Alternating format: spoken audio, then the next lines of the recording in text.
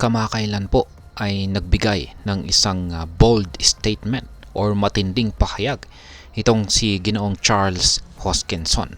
Siya po ang founder ng Cardano. At yung kanyang matinding pahayag na ito ay tungkol po sa future ng decentralized finance or DeFi kay Bitcoin. Ayon po sa kanya, ang bagong partnership sa pagitan po ng Emurgo at Bitcoin OS ang siyang magdadala ng DeFi sa Bitcoin network at ito ang siyang magiging dahilan para malampasan niya ang DeFi ecosystem ng Ethereum at Solana. Kaya ayan po ang siyang ating pag-uusapan sa video na ito. Pero bago po tayo magpatuloy ay nais ko lamang po munang bigyang linaw ang aking disclaimer kung saan ang nilalaman po ng video na ito ay hindi po ito isang financial advice. For education and information purposes lamang po ang layunin nito. Ayan po siya, nakikita po natin dito ay si Ginoong Charles Hoskinson, ang founder ni Cardano. Ngayon ay yung unang tanong natin dito ay ano nga ba ang DeFi at bakit po ito isang mahalagang usapin.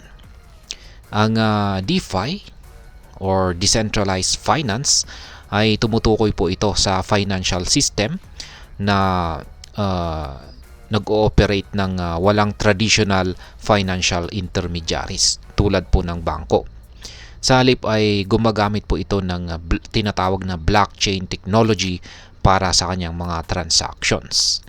Sa pamagitan po ng smart contracts ay maraming financial services tulad ng loans, savings at trading na ginagawa sa mas mabilis, mura at transparent na paraan. Ngayon ay paano maiimpluwensyahan ng partnership na ito itong si Bitcoin.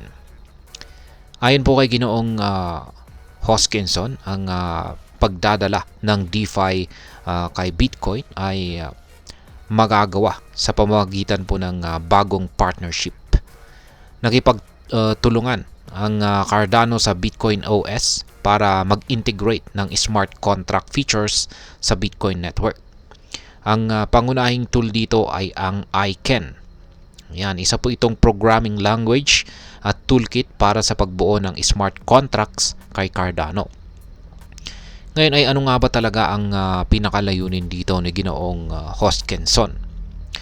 Layunin po ni Ginoong Hoskinson na turuan ang mga Bitcoin developers kung paano gamitin ang Aiken upang makagawa ng DeFi applications na magagamit sa parehong Cardano at Bitcoin networks. Isa pang mahalagang aspeto ay ang Babel fees. Yan, isa po itong interoperability mechanism na magpapahintulot sa mga participants na magbayad po ng transaction fees gamit ang ibang coins.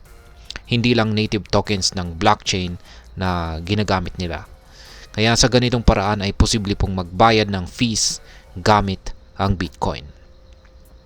Ngayon ay ano nga ba ang nagbago sa pananaw ni Ginoong Hoskinson? Nito pong May 2024 ay nagbigay po si Ginoong Hoskinson ng critical na opinion tungkol kay Bitcoin. Sabi po niya na ang crypto industry ay kayang mag-survive kahit wala si Bitcoin. Ngunit si Bitcoin ay hindi kayang mag-survive nang wala ang crypto industry. Yan po yung kanyang sinabi. Gayunpaman, ang bagong partnership na ito ay tila nagpabago ng kanyang pananaw. Balak rin niyang i-relaunch ang Bitcoin Education Project at mag-produce ng bagong course sa susunod na taon. Yan. Ngayon ay ano naman po ang epekto nito sa atin bilang mga Pinoy crypto trader at investor. Ito po ay malaking bagay dahil mas maraming opportunities ang magbubukas para sa atin.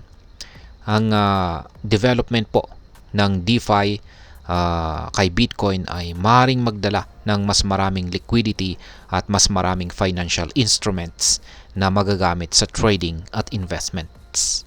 Kaya isipin mo, mas accessible na loans, mas murang transaction fees, at mas maraming platforms kung saan pwede pong mag-invest. Sa madaling salita, mas magiging dynamic at diversified ang crypto landscape dito sa ating bansa. Yan. Siyempre, sa buong mundo at kasama na po ang Pilipinas dyan. Ngayon ay ang masasabi ko naman po rito ay exciting po ang naisip ni Ginoong Hoskinson na ito. Ang innovation na ito ay hindi lamang magbibigay ng bagong functionalities kay Bitcoin, kundi magpapataas rin ng interest at adoption sa crypto industry. Magiging mas competitive ang mga blockchain platforms na magdudulot ng mas maraming advancements sa technology at mga services. Ang resulta, lahat tayo, hindi lang bilang mga crypto enthusiast, kundi pati na rin bilang bahagi ng global financial system ang siyang makikinabang.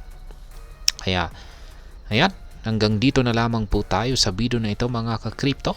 Sana po ay inyong nagustuhan ang aking paliwanag sa video na ito. Kung inyo po itong nagustuhan, pag-click lamang po ang like button nito. Para naman po sa mga bago lamang dito, kayo po ay aking inaanyayahan para mag-subscribe. Pag-click na rin po ang bell icon nito dahil ito po ang siya magsisilbing notification nito sa mga bago kong videos na akin pong ina-upload sa aking YouTube channel na ito. Marami pong salamat sa panonood, ingat po tayo lagi at God bless po sa ating lahat.